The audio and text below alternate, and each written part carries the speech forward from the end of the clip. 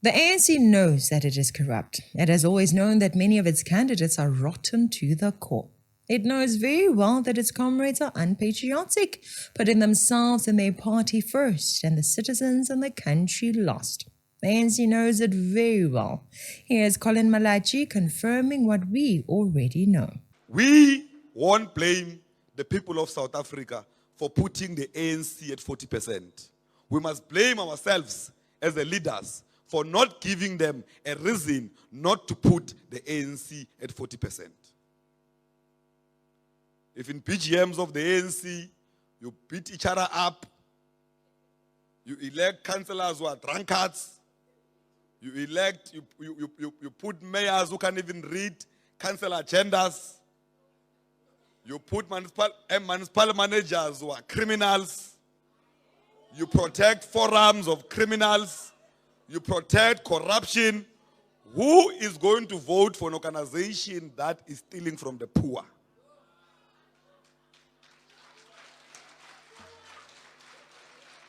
Do you see that? Many of them started to clap because they know it. It is unfortunate, it is uncomfortable, but it is true. Now, if this guy, a youth leader, knows about this, then surely the older leaders of the ANC know as well, right?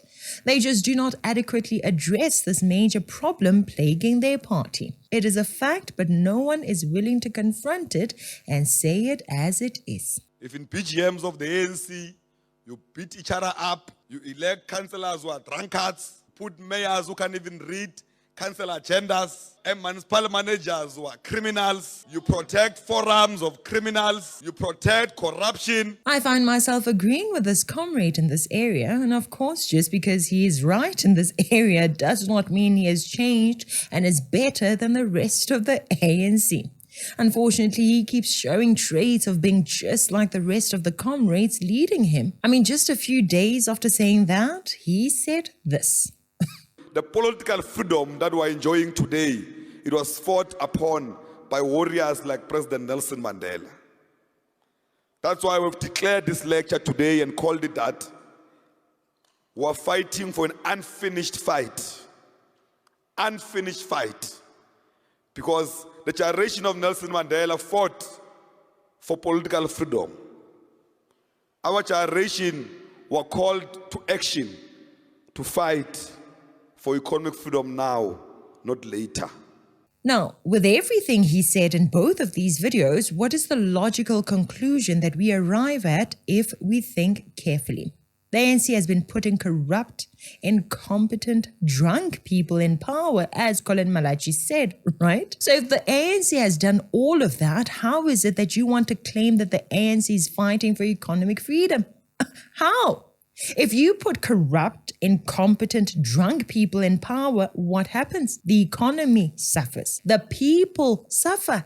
The economy is a reflection of the work that has been done or not done by the people in charge, is it not? Whatever the government does in parliament will be seen in the lives of the people on a daily basis. If the government is full of thieves, why are we surprised that there's no money to maintain public health care?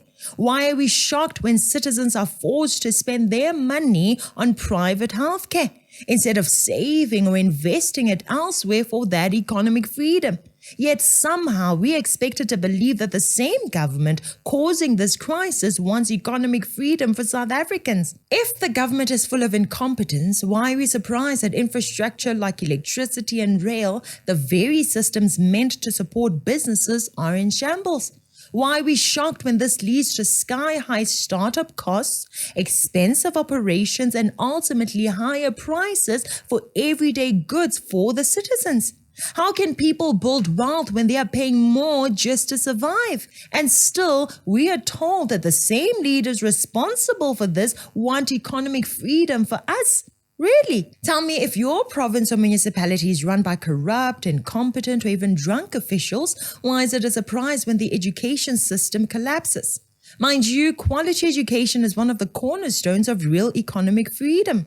So how can we honestly believe that the very people destroying the foundation are somehow champions of economic freedom?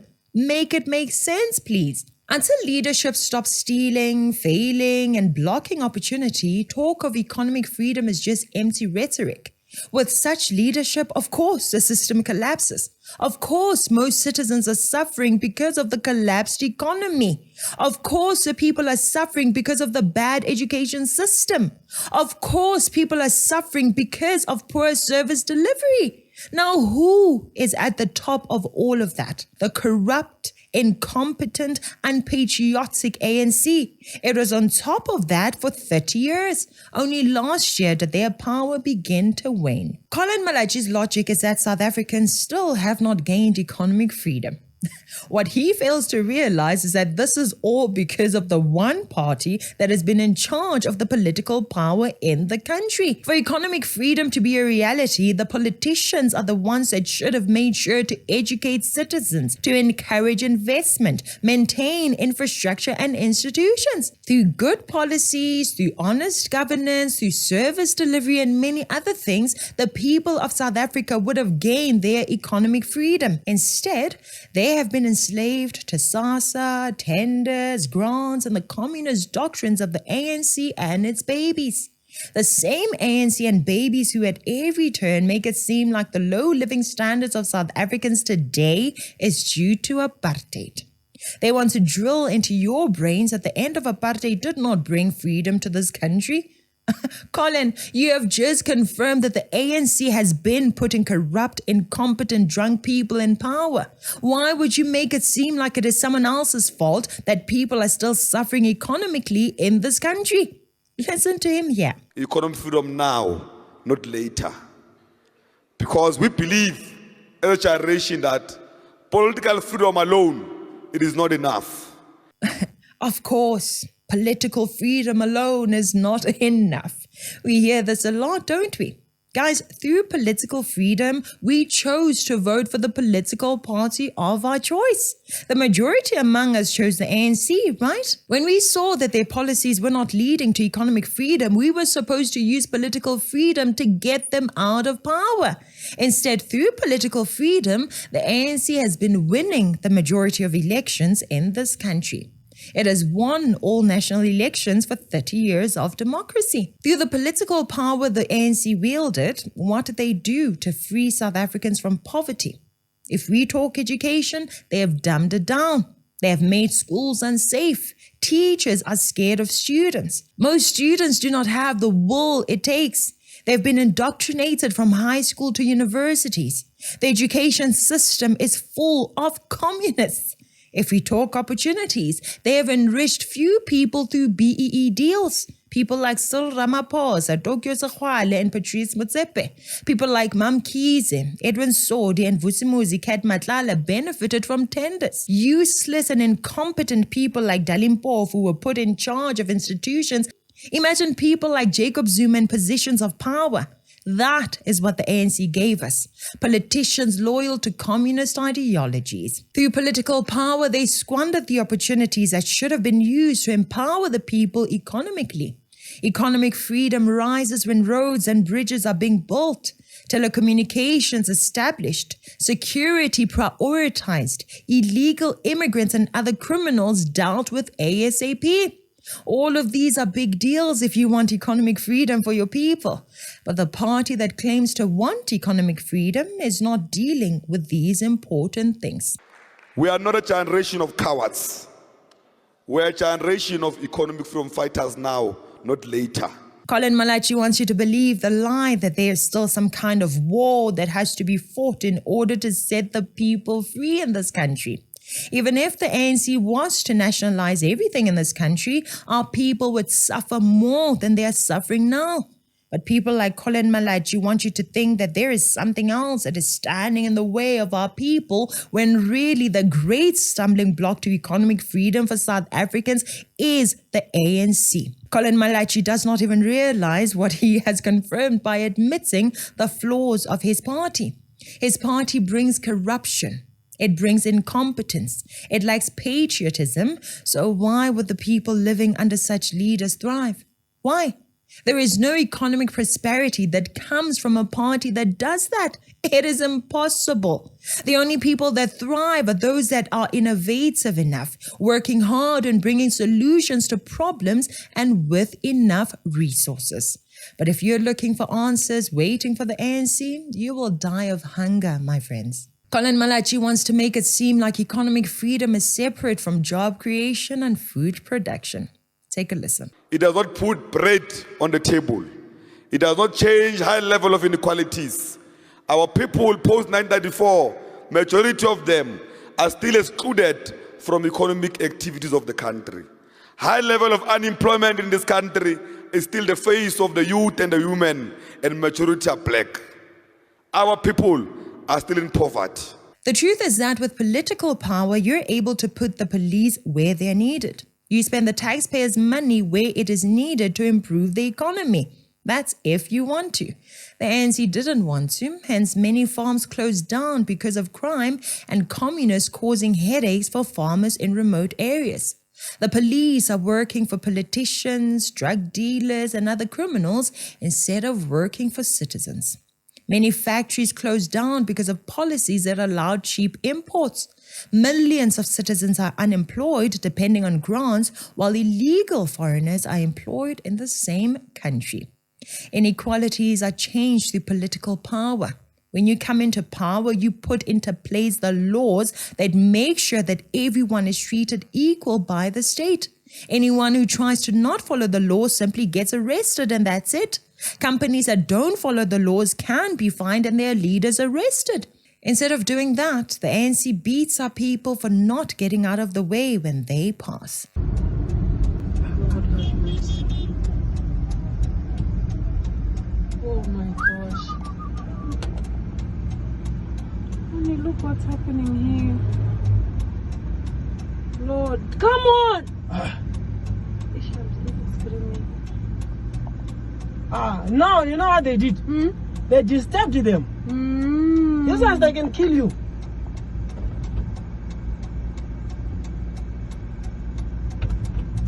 This ones, they will kill you. I don't know, there's cops, these ones.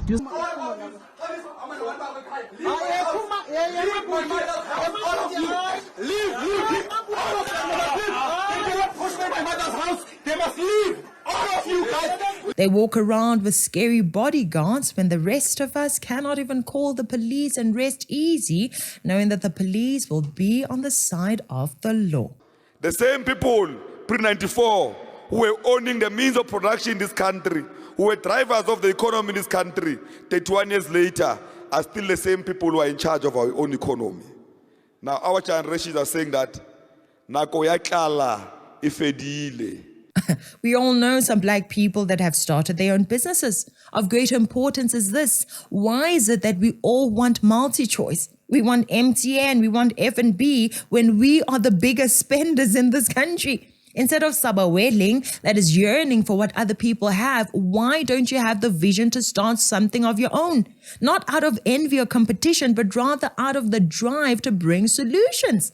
In this same climate where some are still fighting for economic freedom, others are comfortably walking in that economic freedom. And I'm not talking here about entrepreneurs or those who inherited money. I'm talking about those who saw a need and fulfilled it. VBS is one of those. It could have grown and become a big player in the banking industry, but it was destroyed. And who destroyed it? EFF and ANC members. The same people who want economic freedom in our lifetime for black people. Jacob Zuma was involved. Zweli Mkhize was involved. Floyd Shibambu was involved. Black people squandering the savings of other black people. Black people squashed economic freedom for other black people. How embarrassing is that? You destroy the economic success opportunities of many South Africans and then come back to claim to be fighting for economic success. What rubbish. We're saying one generation of leaders are saying that those that fought for us from the 80s to the 70s to the 60s until 94, including those that drafted our own constitution that we're enjoying today, we're saying thank you very much. Allow us to take the revolution forward. You must be at the back, we'll lead moving forward. We are not saying they've not done anything. We are saying that they must not hold on to it. They are now denting their legacy. They must allow us to embrace them, and they must allow us to lead this country forward. The time is now. The youth of this country are the ones that must resolve their own economic problems. Imagine, what has Collen Malatji learned for him to want to lead? What does he want to lead and where? Activists are not leaders. When is South Africa going to learn that? Collen Malatji was an activist in university, causing problems on campus. From there, he went straight to the ANC. What has he learned from life that he would like to lead us on? There was a lot of mumbo-jumbo from this communist, but listen to a bit of sense here. We're saying that the revolution can never be postponed when those that were deployed as administrators and those that were deployed in government went to offices and became corrupt and stole from the poor. We're saying enough is enough. The revolution cannot be postponed when over 80% of municipalities here in the Free State are collapsing. The revolution cannot be postponed when there's no service deliveries in our townships, in our villages, in our towns, everywhere else. When we've deployed people through the people's votes at the people's parliament, and they arrive there, they sleep in offices, drink teas, and employ their girlfriends and friends at the expense of our people. Obviously, right? But where were you all this while? Why are you only talking about this now, Malatji? This is a revolution that your ANC gave to our people. That is the work of your ANC. Municipalities collapsing, neighborhoods taken over by gangsters, people getting employed through connections. That is the revolution of the ANC. After saying all this nonsense, Collen Malatji has told us that the ANC has collapsed virtually everything that it has touched. You heard it from the comrade himself. If you want economic freedom in your lifetime, take away political power from the ANC and give it to a party whose policies will lead to your economic prosperity. Please share this video with other citizens to remind them that real freedom doesn't come from shouting economic freedom at every conference. Real freedom starts with accountability, competence, adding value, and a government that actually serves the people. Not this constant talk about economic freedom. Anyway, that's it for today. Thank you so much for watching. I'm Katlego. This is Citizen Concerned. And until next time, beware of the comrades.